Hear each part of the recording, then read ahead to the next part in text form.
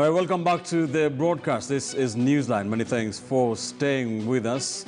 In the past few hours, the Independent Electoral and Boundaries Commission has sought to tell the nation how ready it is for the next, for the 2022 general election. And one of the things that have come up for debate has been the issue of election campaign financing. There has been that debate of the Election Financing Act of 2013, which was shelved by Parliament in the 2017 general election. That is what the IEBC is seeking to enforce. But we have had some efforts from Parliament to try to counter that using another draft bill, the Campaign Financing Amendment Bill of 2021, that seeks to remove some sections of what the IEBC is trying to instill. We shall be taking a look at that in detail. That is what has been called the cost of democracy in this country. In studio with me is a member of Parliament for Homa Bay Town, who is also the Vice Chairperson of the Constitution Implementation Oversight Committee of the National Assembly, Peter Kaluma, joining us for this discussion. Also with me in studio is the Executive Director of Constitution and Reform Education Consortium, Kreko, who is also a member of the Steering Committee of the Elections Observation Group, ELOG. That is, of course, Joshua Chongwon.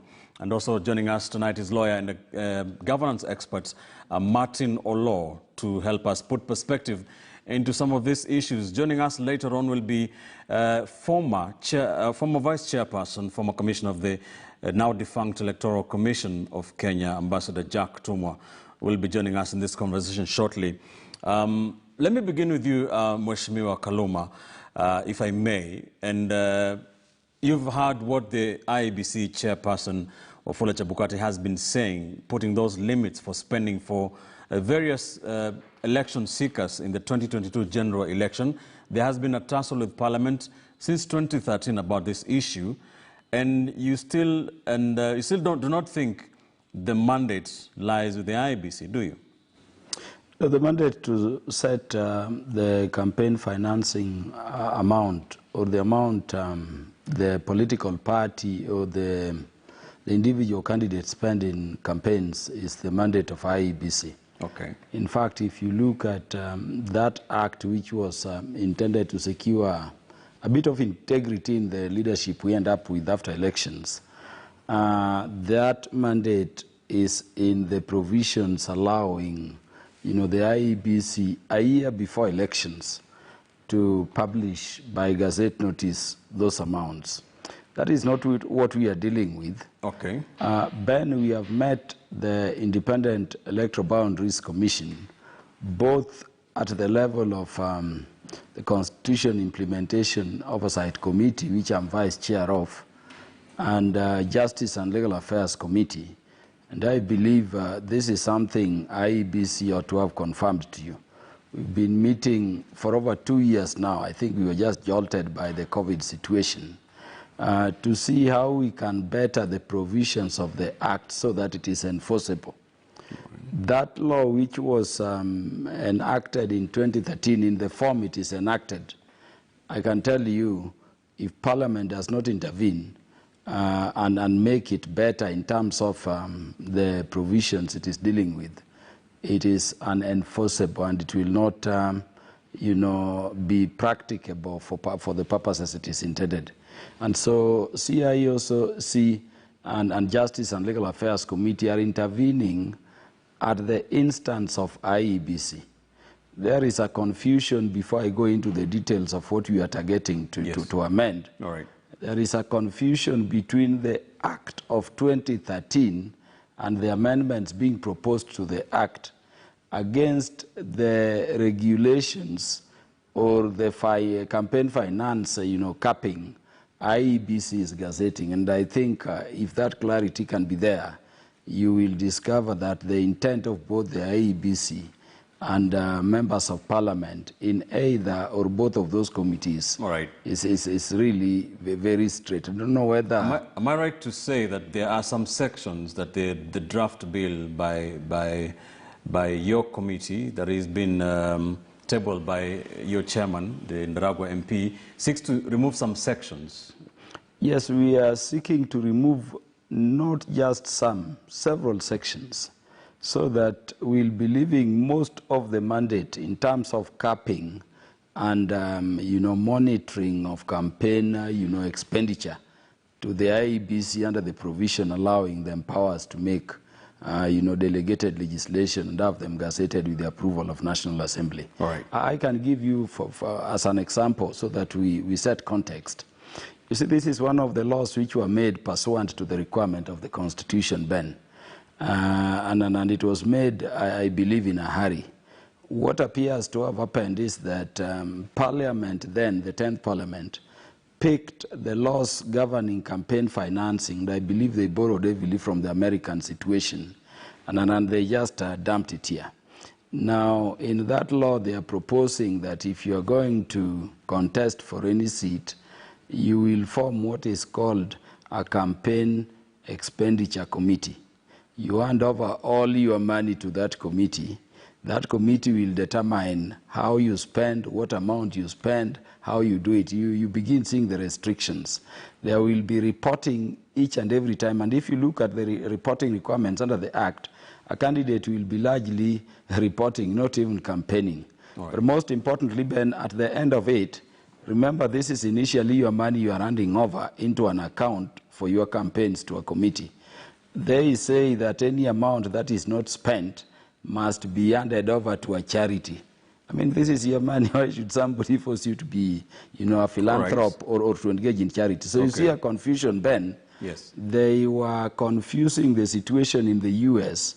where campaigns for particular levels of leadership, like the presidency, are funded from public coffers, yes, not strictly your money. Of course, there are provisions which are good in terms of limiting your sources of funding for campaign. We don't want anonymous, sources of those illegal sources. True. All right. There are provisions for capping. Those ones we are not interfering with, and those are mandates to IEBC. Right. But we want provisions which can enable this act go into force, because if we don't do that, Ben, then we risk the situation of the last parliament where the entry into force of this legislation is again postponed. All right. Thanks for setting that background for us. Joshua Changwony, talk us through the importance of putting limits on what people seeking elective office should be spending in an election. Thank you, Ben. First, let me begin by saying that money has become the necessary evil in our elections. The necessary evil in our elections in the sense that in 1992, we even christened the highest denomination note of our currency under a name of a person.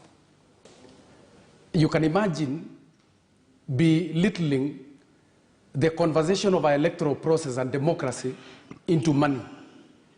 But what is more important is that election participation by candidates, the main objective is by having a level field where everyone feels that I have a fair avenues of winning an election. Right. But when you have platforms where other candidates are more advantaged because of the amount of money that they put in the campaign process, and that is why this law has never attracted political goodwill since its passage in 2013, and now 8 years down the line, we still even not comfortable about its implementation. For me, I think this is going to help us in enhancing transparency and accountability in our electoral process, and more specifically, the sources of funding of campaigns, the management of these resources during campaigns, and the accountability post the election period where candidates or people who participated in the elections are able to be checked so that disclosure can prevent occurrences of corruption. Right. When people are sent to political office and power or a position of decision making. All right. Martin Olo, well put, Mr. Changwony. Do you think this the caps that, as has been gazetted by the IEBC, what we're debating right now, do you think it is fair to those seeking elective position? Ben, I want to associate myself with some of the statements that Joshua has just made. This is not the first time we are talking about how much you can spend in the campaigns. Remember, there were days in this country when the kind of expenditure that we had in the campaigns was something so minimal. People went to serve, not to buy their way into leadership. So basically what we are saying is that we have a problem. And when Changwony says that money has become a necessary evil, I want to associate myself with it, that we have decided that it's money that buys us leadership. And therefore it is necessity for us to talk about whether or not to cap that kind of expenditure. Having said that, we need to rewind our clock and ask ourselves the question. And I heard what my good friend Peter Kaloma was saying, that this is money. There's an assumption that the money you use for campaign is not just your money. It's either money that friends have put together for you and have told you to go and spend it. It's money that you have generated by way of fundraising and so on. So whether you say that this is a direct imposition from the US or not, the point is that you do not go and finance yourself. Whether it's your party that is financing you, or whether it's some business people that are financing you, the fact is we need to disclose what these amounts are and what the sources are, and then put it in such a way that it's open. We know who is funding you, and we also know what it is they're looking for. If business is funding you, we know why they are funding you. If contractors are funding you, we know why they are funding you. The truth is that we also need to manage the kind of patronage that comes along with the politics, and therefore this thing about financing, capping the financing, is a critical democratic component. Democracy shouldn't be managed and run on account of money, but rather on account of ideas and on account of character and leadership qualities. So it is okay for us to be talking about capping the amounts of money, and particularly declaring the sources of this money. Otherwise, we will have corruption, or we'll have sources of illicit sources of money, or monies that are gained from illicit sources, actually financing and running our politics for ulterior motives. Over. All right. Mheshimiwa Kaluma, do you think there is a point in trying to control the so-called cost of democracy? Do you think there is an unfair advantage to the people who have unending sources of money to spend for campaigns versus people who are putting themselves out there to be elected as leaders who may not have as much money? Is that a point that is important for this democracy? Yes, Ben, the truth is that for you to engage in meaningful campaign, you need money to facilitate it. So money will always be a factor in terms of your ability even to move around. And that is why if you look at the Act itself, the expenditure items around money are very clear, including media advertisement. It can be capped, including the banners and the posters, including the means of transport, including facilitating the people who are in charge of your campaign system. Those are lawful expenditure lines, and they are specified under the Act. And I can tell you that what the Act is looking at is what Martin and my brother Jagona are talking about. They are saying that you will need money, but we don't want to reach a situation where the amount of money a candidate has is what dictates who becomes our leader. Now, where we depart from with them, or where we part ways with them, is, the setup or the framework of this current legislation. And the debate I'm seeing coming from them suggesting that the law as is should just be operationalized. I don't know whether they have bothered to look at that law. But I can tell you, if you look at that law, then I can tell you the first question Martin Olo will be saddled with is how IEBC with its skeletal commission and staff can go monitoring each and every candidate. And they run into millions if we put all political seats across the country. Now, we must therefore reach a level where we look at the virtue of having money not dictate who becomes our leader, but facilitating leaders to be able to sell their policies and tested before the people, against, having provisions which can be, put into force. And that is why one of the suggestions you are proposing in the amendment, Ben, is that instead of saying you'll form a committee which will be dictating how much you spend per day, the vagaries of election campaigns, Ben Kitili, for those of us who are in it, are such that you cannot, cast on stone the amount you're spending per day. You will go thinking you are going with such number of team, but because of the allure of politics, you have 100 when you are expecting 10. You must have those flexibilities. And that is why, instead of having such rigid, impracticable provisions, we are saying IEBC, in the same manner they require all candidates and political parties to sign a code of conduct and give details which they can monitor then discreetly. All right. Those codes will require you to specify which accounts are you using for purposes of your campaign expenditure, what are the sources of money, so that if they were able to investigate, they just need to clandestinely, tape and pull, the expenditures, so the money is going into the account and the money they are spent. So you put them in the form there for their own audit if that were to become necessary. All right. Other than saying that with this skeletal stuff, as the Act currently says, every candidate will be doing reports. Those reports, if they were to be done, they will fill this space in which we are. All right. But I can assure you, Ben, yes, it will be black letter law. It will be meaningless, and it will just keep us postponing this act for no reason. All right. I also fault the IEBC for the amount of monies they were suggesting should be allowed per party and candidates at every level. Is it too little? Is it too much? Too much. Too much.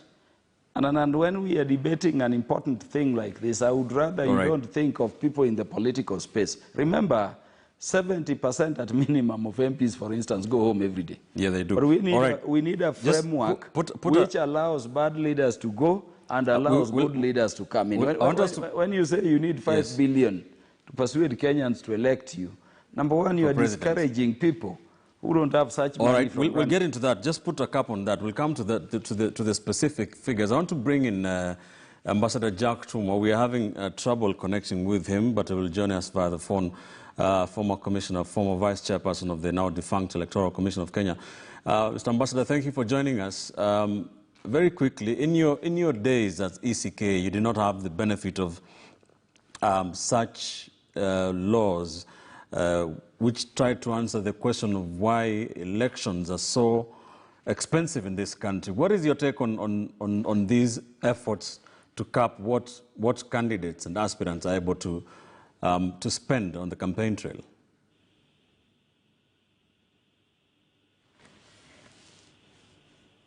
Ambassador, can you hear us? All right. We'll try to get to Ambassador Jack Tumwa as soon as we can. Let me come to you, Wakili Martin Olo. Do you agree with Mheshimiwa Kaluma here when he says that sometimes what you plan as a politician or as an aspirant and candidate, you can't make it too rigid because what you plan is not what happens on the ground. Do you agree with that? You know what my brother Kaluma is saying is that there has to be a differentiation between what you spend on things that are agreed and what you spend on ad hoc. And I hear him when he's saying that you can plan for one thing and you spend totally on a different thing, as to be suggesting that you meet with your voters and they want you to bribe them, and you haven't factored in that. I think that I like the pain that those who are in practice are feeling about this law.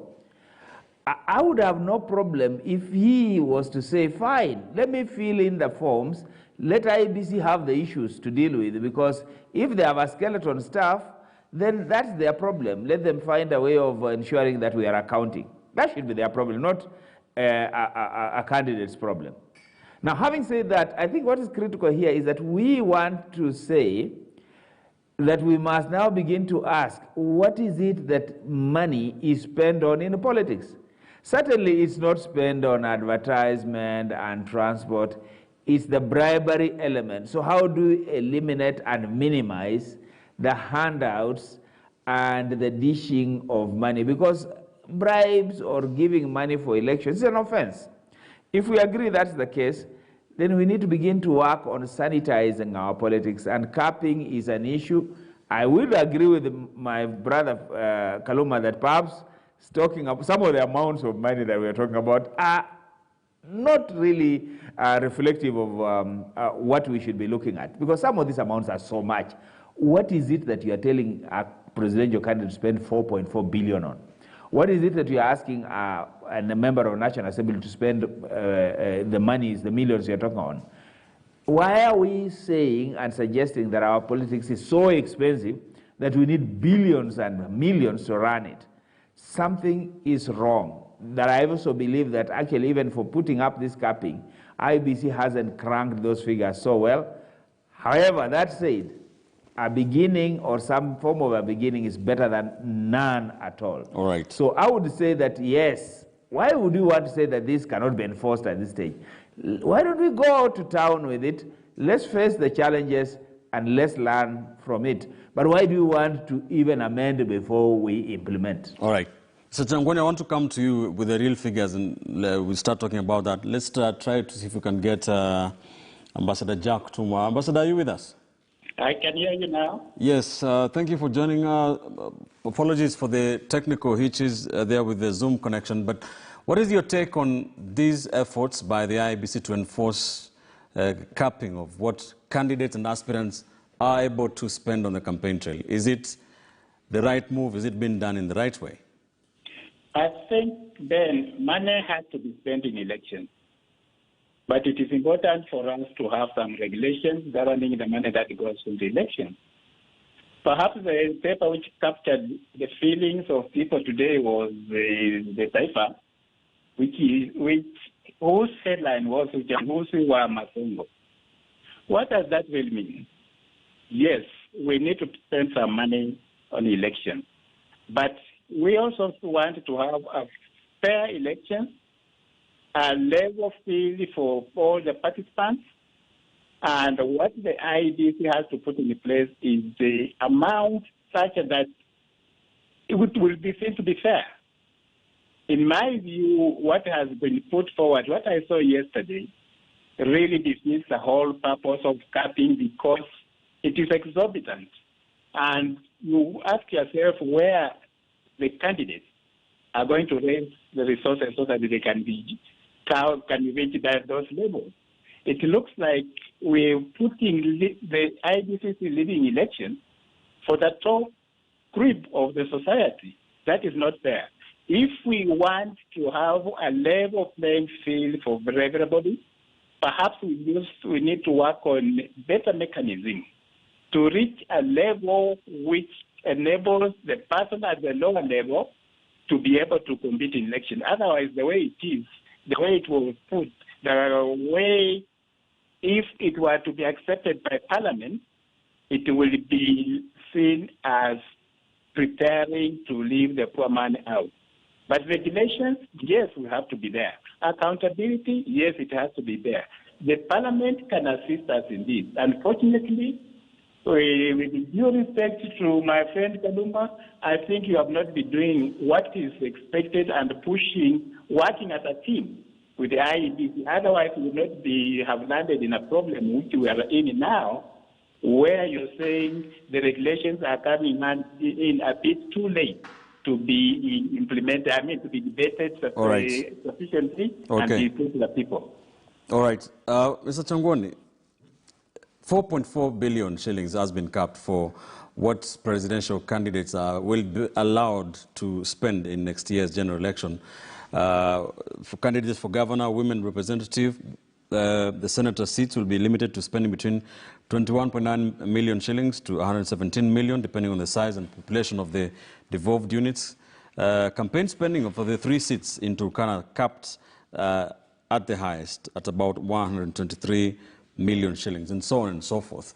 Mheshimiwa Kaluma says these figures are too obscene in the first place. What is your take on this, even as you try to push for the cost of democracy not being too high as compared to the other sectors of the economy of the country? Yeah, thank you, Ben. I think what is more important is to make this observation that there is a legitimate public interest to regulate campaign financing. And regulation of campaign financing is simply looking at the areas that are legitimate in terms of enabling the candidates to participate in selling their agenda to the electorate so that they can secure the vote. I agree with Honorable Kaluma to say, when he says that there are aspects of financing that you cannot avoid when you are contesting for an election. And he has done a good enumeration of the same as provided for the same law that is not, that is also in dispute of, in terms of implementing the way it is. I say that because we have the Supreme Law, which is the Constitution of Kenya 2010, Section 88, for Roman 1, which, has identified that this is an area that we need to focus and give the mandate to the IEBC to regulate campaign financing in our elections. And of course, there are subsequent acts of parliament that have been put in place, including this one that we are discussing now, which was put in place in 2013. And when we talk about the ceilings in terms of figures, I think those figures that have been put in place does not mean that you must, go up to around 4.4 billion when you are a presidential candidate in order to merit to participate in the elections. But of course, putting a ceiling, because so that we don't find outrageous campaigns for getting money, the way we've had in previous elections, such as, for instance, talking of issues around funding one plate of a meal at 1 million shillings. We've heard of that. We've heard of such kind of things. And what does that mean in a country such as ours, where elections revolve around perceptions? So it's like an intimidation of other candidates who may not necessarily be having money. And of course, it will be jeopardizing, their participation in the electoral process. And I think, but don't you also agree, and before, I hope you don't lose your point, but don't you also agree that, there is a reality, the logistics of running a campaign, a presidential campaign, parliamentary, senatorial, and so forth, that you need, you need to fuel vehicles, you need to feed people, you need to fund the agents across the polling stations, and this actually costs money. Yes, Ben, the law is not in dispute of that. The law is very clear on what is legit to be used in terms of, where funds are going to be used. Yes. But the spirit of this law is to promote transparency and accountability. Honorable Kaluma here, in terms of the amendments which we've seen being put forward in Parliament, you will see that the spirit is, they are in dispute of, promotion of transparency, because some of the key things that they are not happy about is this expenditure committee, that they don't need that expenditure committee to be put in place, or let's say, for instance, a disclosure of the sources of the funding. What if we have foreign agencies, for instance, funding a campaign of a particular candidate, or even several of these candidates? You will find that the power of the voter is deprived, in the sense that money is put on the forefront in terms of manipulating the voters. And of course, as Advocate Olo was saying, that what is very uncomfortable here is the money that is dedicated in terms of voter bribery, so that people can make choices that are not even informed from what they expect in terms of service delivery when these people are sent to power. So what we need are people who genuinely get votes from different positions that they are contesting. And of course, they subscribe to the doctrines of their value of being given that mandate to lead the people for a 5-year cycle, without necessarily looking back and say, I would want to pay back the money that I got from a certain contractor or a certain friend by just trying to find, because you will see these salaries even is not going to recoup this money that they used in their campaigns. Okay, all right. Mheshimiwa Kaluma, if you are planning to run for any office as a Kenyan, and for you, as I understand, will be running for the seat of Homa Bay Town again, you will be required to open your accounts. You also be required to have an expenditure committee and somebody, an authorized person, to run your funds. That is what you, as Parliament, as CIOC, are opposed to. Are you running away from transparency and accountability? Not necessarily. You see, Ben, I started by telling you that this law in its current state was borrowed from places like the United States, where a whole commission is established to deal just with campaign financing. It is called the Federal Electoral Commission, dealing with nothing else but campaign financing. Now, if you remember the U.S., especially the time Obama ran for the first time, Ben, yes, he had the option to be funded by public coffers, in which case the expenditure towards his campaigns is capped. And he had the option of using his money and contributions, so long as the sources are, lawful and disclosed, in which case is not limited. And you remember Obama, for both terms, chose to allow people to make contributions. And this is something I think we should encourage Kenyans to think about. A situation where Kenyans, even ordinary people, can begin, resourcing a leadership they see is financially, incapacitated.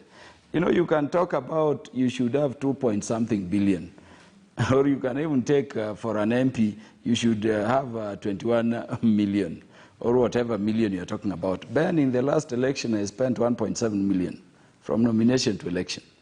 And I can tell you, the barrage I was having from the people who would not, re-elect me, was the phrase saying, I'm keeping a snake in my pocket. These people of Matinolo, they tell you you have a snake in your pocket to mean that you don't take your hand into the pocket to give the money. Okay? And I told them, family, you either elect me or get another person to serve you better. And I can tell you, all right, you remember I won overwhelmingly. What I'm saying, Ben, is that it is not enough to say there will be a committee. Why should I form a committee of people to run for me, my account? It is my money. What happened to my property rights under Article 40?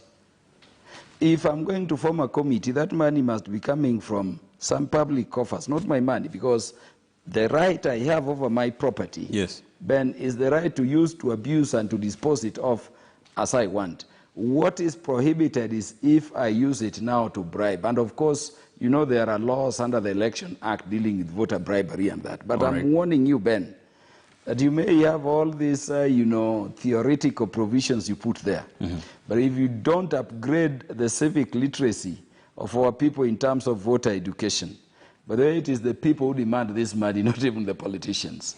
We are moving to a situation, Ben, where if you don't have money to give people, you will not even go for a rally. And I'm worried about that. So what am I saying? I'm saying, let us have provisions which can be enforced, provisions which can be monitored, provisions which are practical. Is it possible, saying that people will open an account is not it. What we should say, Ben, is there should be a form when I'm a candidate to be filled with the IEBC, saying my accounts are this, so that the money is going into them, the monies which have been in them, and the money is getting out of them can be spent. But you cannot put a provision telling me that I give another person to dictate how I spend my own money. Is it possible that there can be other sources to a candidate's money from contributions from sponsors and that? Is that a possibility? I assure you, and it is the main source. And that is why I'm requesting my brothers here, not just to see negatives in everything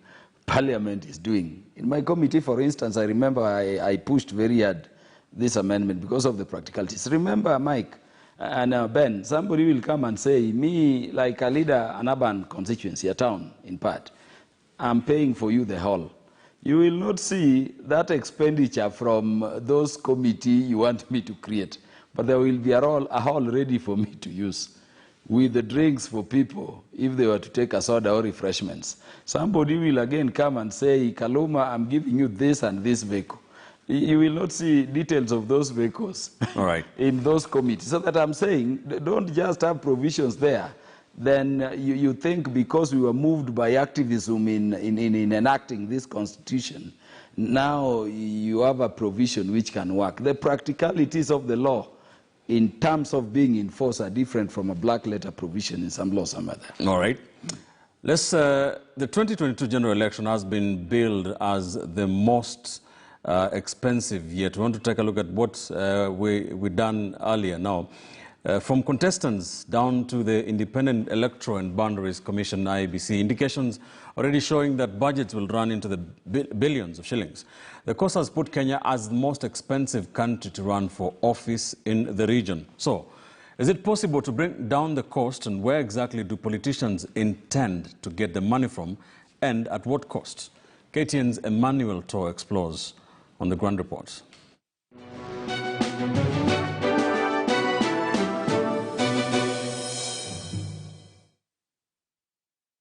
As the time ticks for the next general election in under a year now, it has emerged that the next contest will cost an arm and a leg.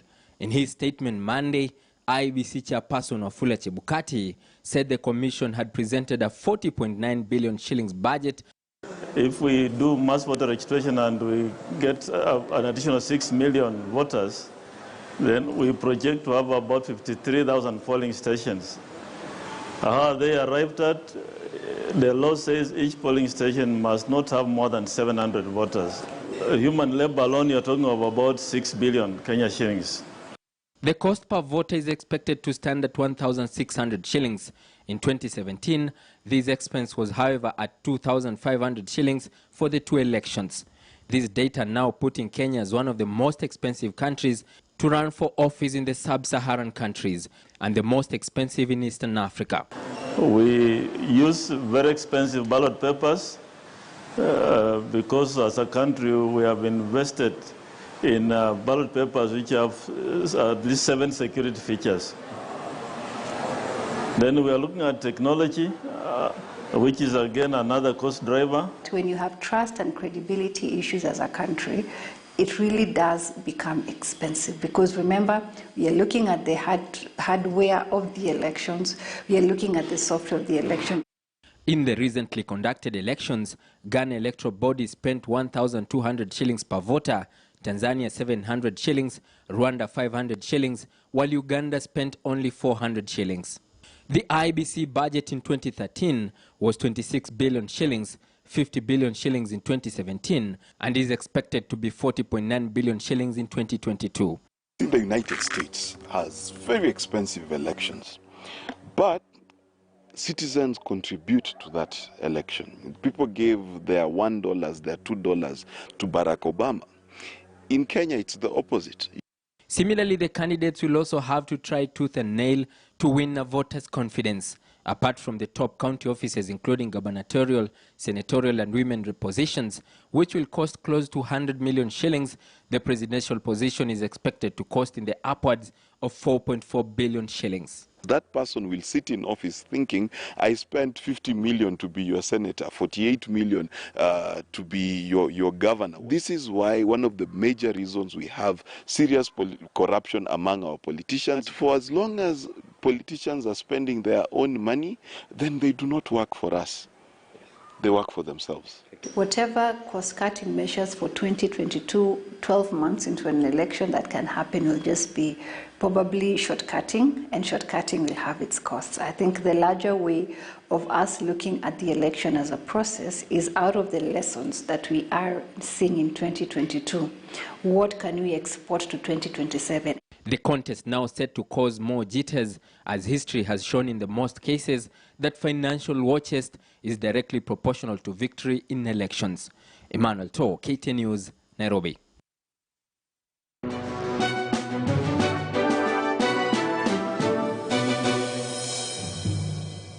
Thank you, Emmanuel. Bonawakili Martin Olo, let me come to you. Do you think that, what is your take on efforts by Parliament, by the committee, the Constitution Implementation and Oversight Committee of the National Assembly to try and amend some sections of this law? Do you believe that it is unenforceable as it is, and that it needs some tweaking to be able to fit the Kenyan situation? Ben, one of the things we are suffering is what is the ideology, what's the philosophy that informs our law? What is the policy that informs our legislation? So that when I hear what my brother Kaluma is saying, perhaps there are certain issues that he's raising which are very germane and perhaps which are important. Number one, if you are asking a candidate to form a committee, are you assuming that this candidate will be having public money, will be having other sources of money for him, therefore, to be, or him or her to be able to then set aside a committee? Are we changing the way we fund our politics so that it is not my money, and therefore it is our money or it's other people's money, and I need to account to those people as much as I need to account to the electoral body and so on?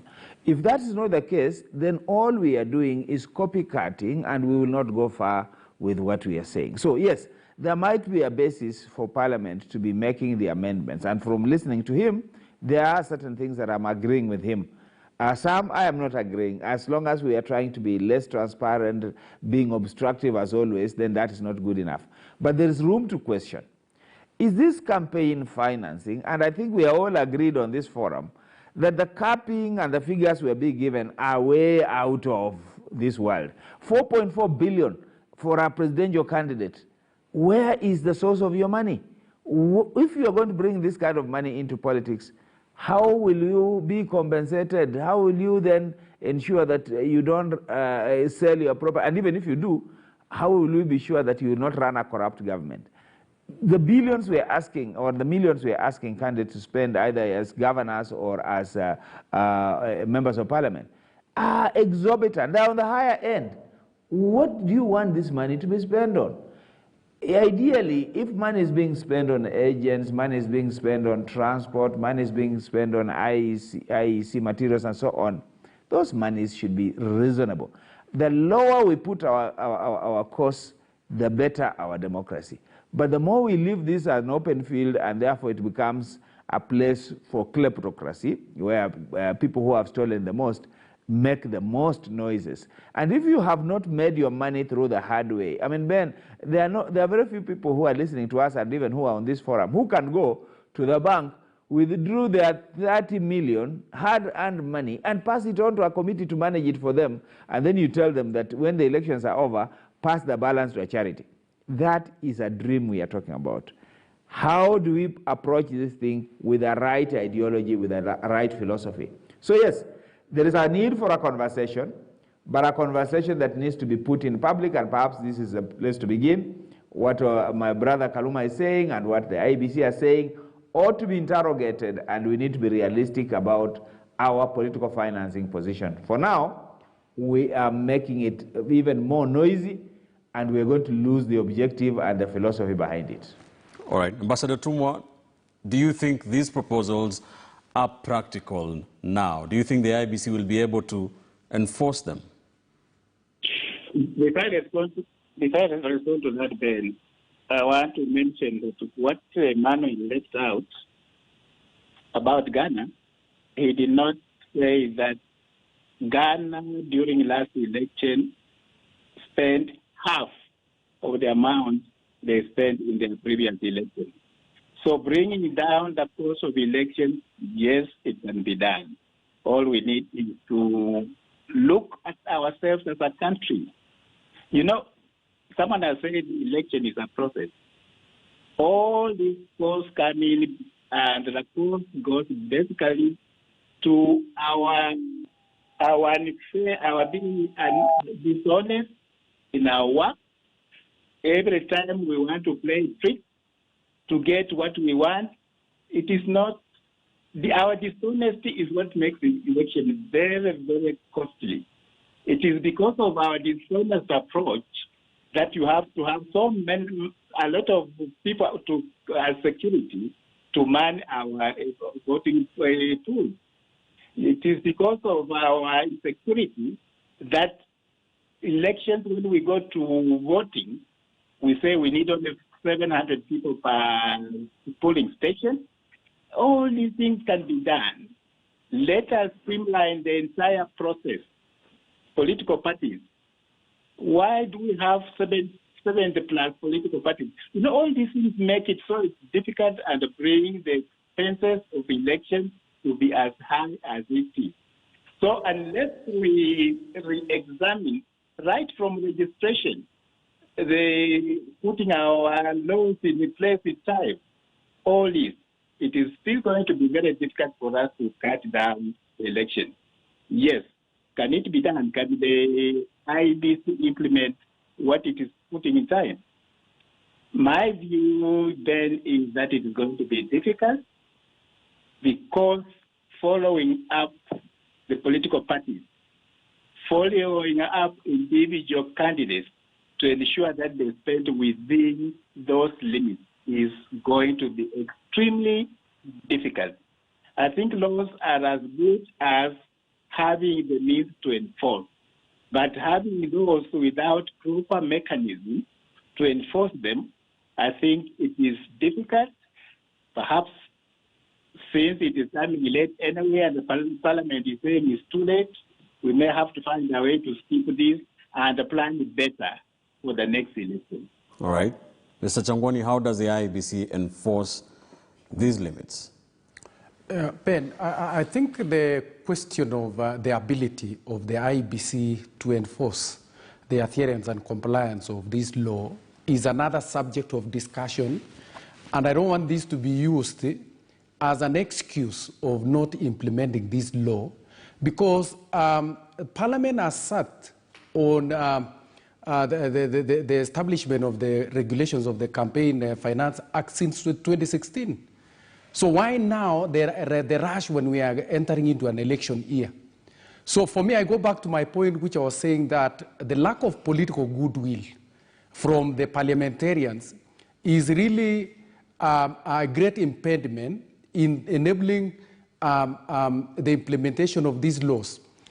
IEBC's capacity needs to be addressed separately from the implementation of this particular law, because they have done very well, even in terms of gazetting, you know, to ensure that this comes into force as we go into the next year's general elections. Me, I applaud IEBC for that.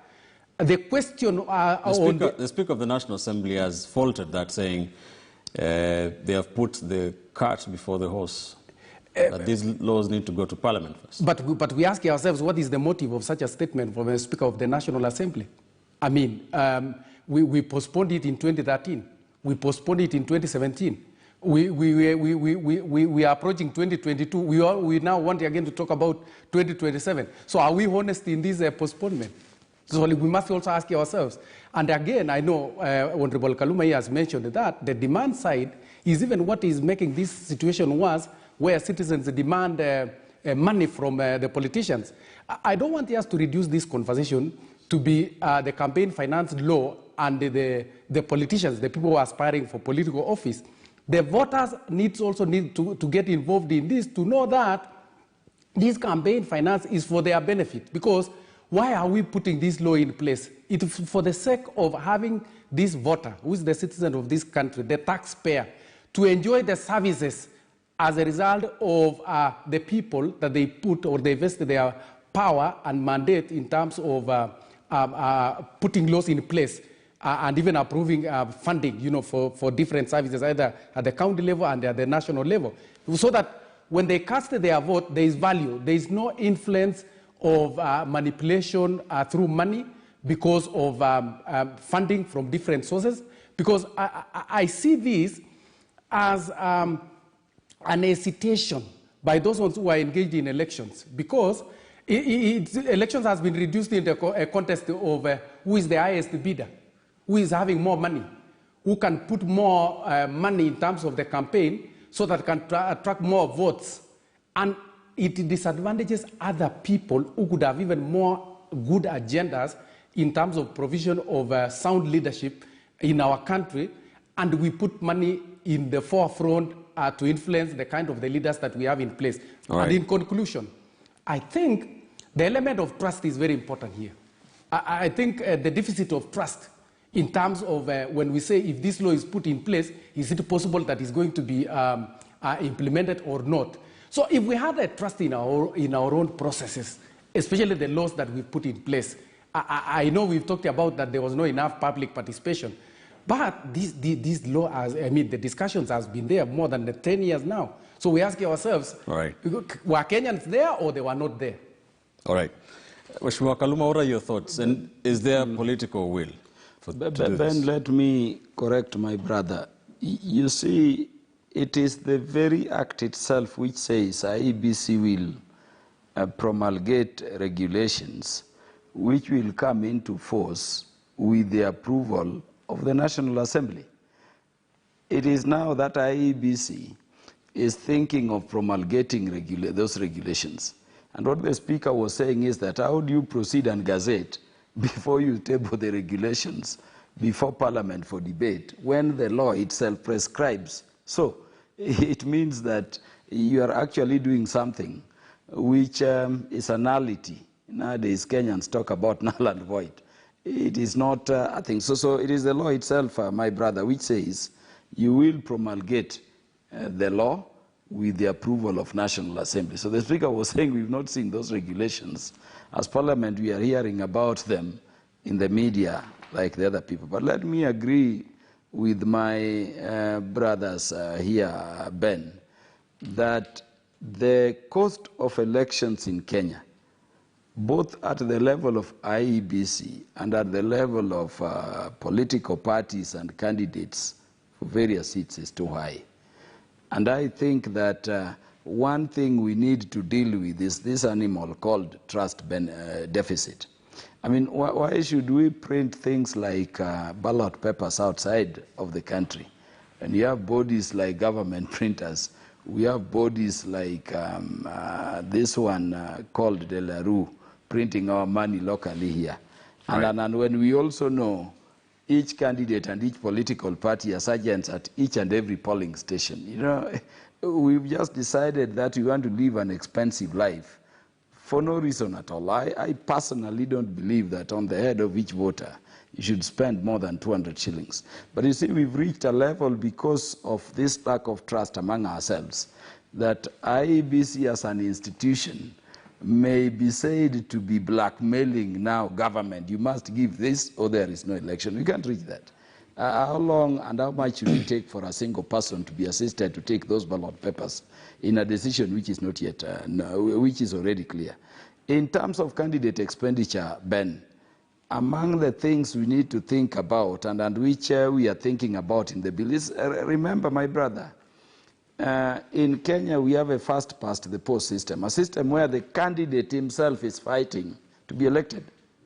Why don't we think of the party list system then, where we can fund parties the way we do? We require them to have, those expenditure committees because they are receiving, money from public coffers, and we now leave it for parties to field the candidates they believe will win for them the seat in Homa Bay town or whichever part of the country, and we proceed that way.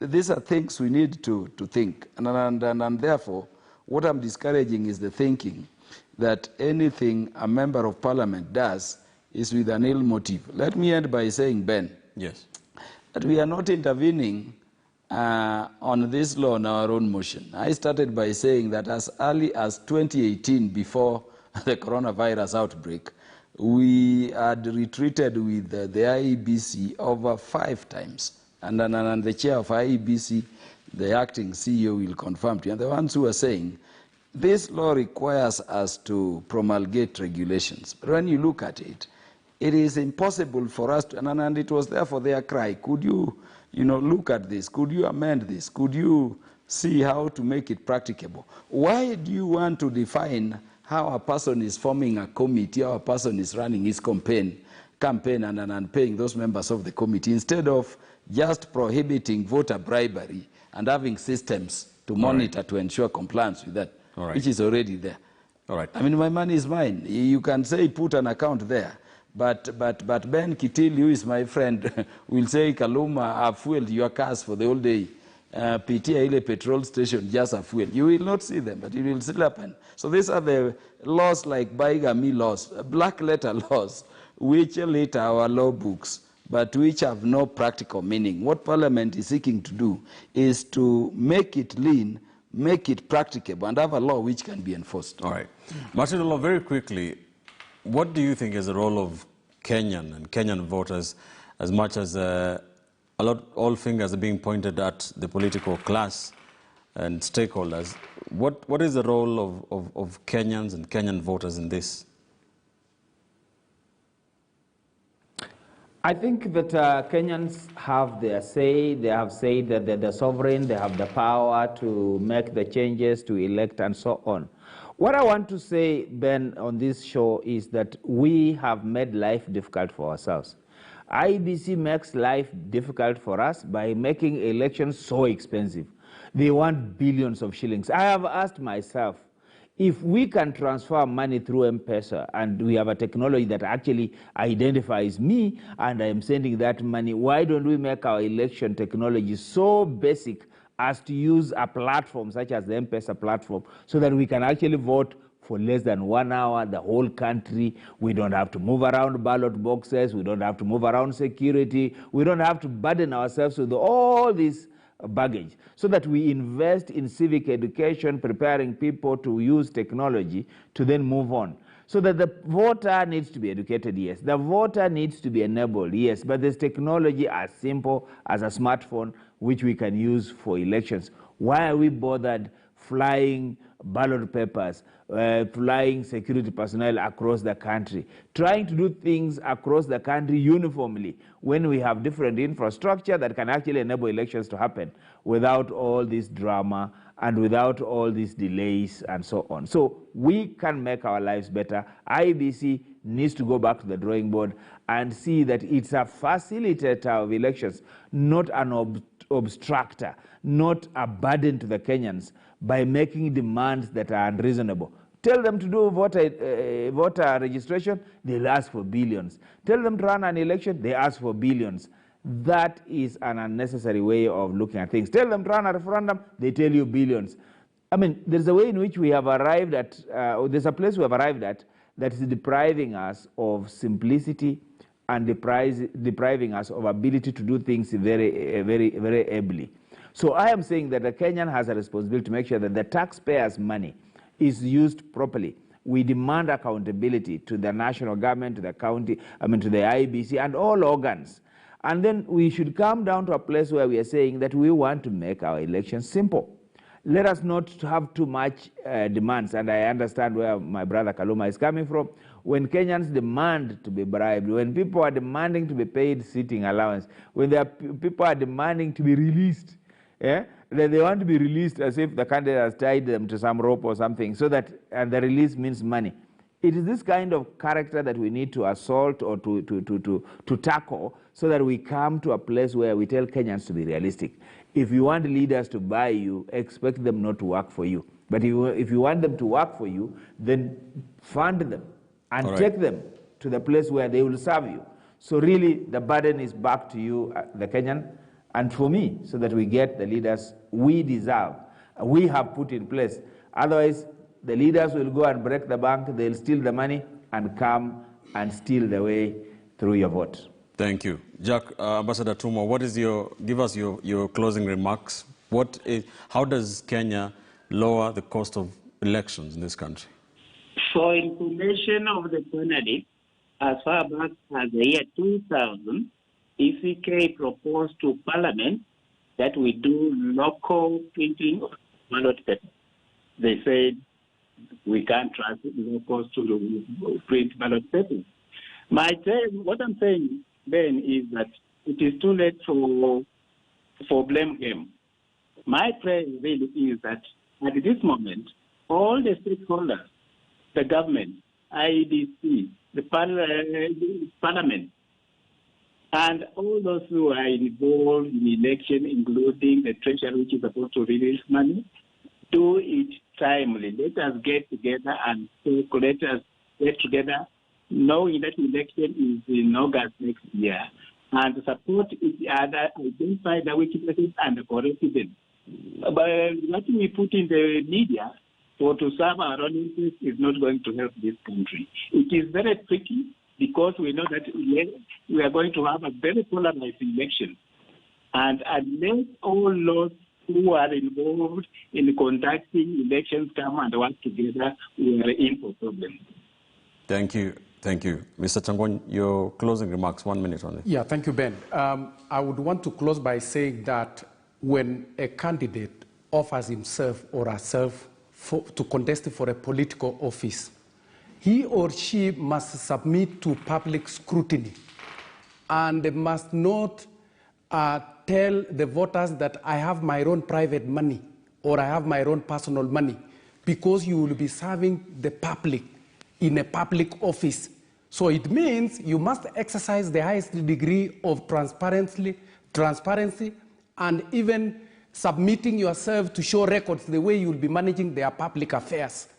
And by saying that, it means that the power is with the voter and not the politician. The politician must submit to the voter because the voter is the person who will be enjoying the services. And I think that should be the national value that we promote in our elections and democracy moving forward in our country. Thank you so much. Mr. Kaluma, for 5 seconds for your closing remarks. Yes, Ben, Parliament is set to review the campaign financing law, and we are doing this in good faith. I'm gratified by the discussion we are having. I hope we can pick something from it and from other debates going on elsewhere to improve that law, so that we have a law which can be enforced, a law which is practicable. But lastly, Ben, let me dissuade our panelists from the thinking that Kenyans are fools.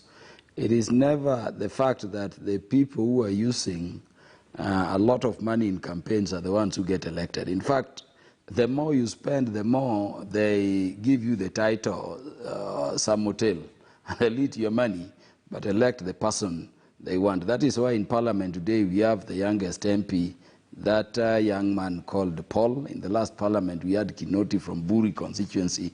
So Kenyans are not fools. What I would encourage is that we continue to educate them more and make them alive to the fact that in as much as they want to eat the politicians, as they say in common language, they know that leadership is serious business. It is not a joke, so that they can eat, but still, within their conscience, elect a person to lead, properly. Thank you. Wakili, 45 seconds, your closing remarks.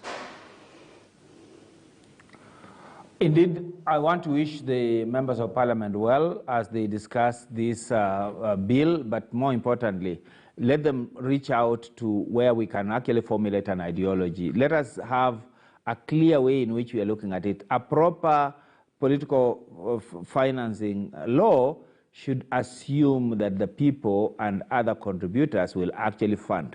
I like where my brother Kaluma is at, that maybe we should actually change how we do it so that we vote parties. We put money on parties so that we vote for a party list. For example, the way the South Africans do it, which is proportional representation. That is, of course, something that will require a constitutional amendment, but it's a better way of doing things. It is a better way of dealing with this issue of finances. The way we are going about it, we are not solving the problem. We recognize the problem, but we are likely not to solve the problem. It will need a constitutional re-engineering so that we can approach our politics differently and put our parties ahead and then vote for parties so that candidates come along with the parties, candidates support their parties, and that way we will minimize even instances of corruption, bribery, and instances of candidates having to break the bank in order for them to present themselves. So I wish you well, my brother Kaluma, and of course the rest of us. We must continue the debate. Let us inform this debate with serious philosophical and ideological dispositions. Thank you, Bonakili. Thank you to all of you for your time tonight, for coming on to give us your thoughts, to make sense of what's happening as Kenya continues to goes towards, in the run-up to the 2022 general election, the most expensive, has been touted, election in this country's history yet. Lawyer and governance expert Martin Olo joining us there from our City Center studio. So joining us was former commissioner, former vice chairperson of the now defunct Electoral Commission of Kenya, ECK, Ambassador Jack Tumwa.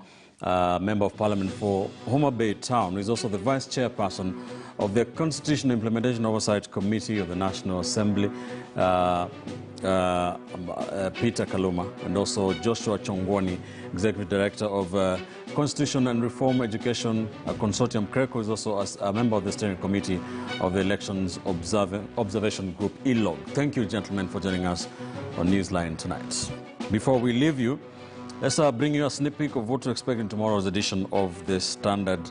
That is, of course, analysis of what has been happening in Mombasa today. Inside Uhuru's bid to unite Raila Odinga and the One Kenya Alliance principles, there was that meeting at State House Mombasa today.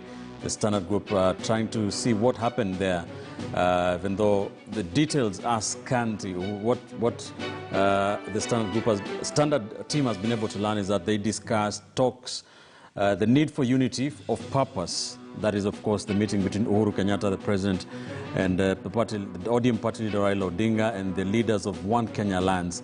They were non-committal on the issue of a single flag bearer. You can check out that story in much more details in page 6 of the Standard. Be sure to grab your copy of the Standard tomorrow.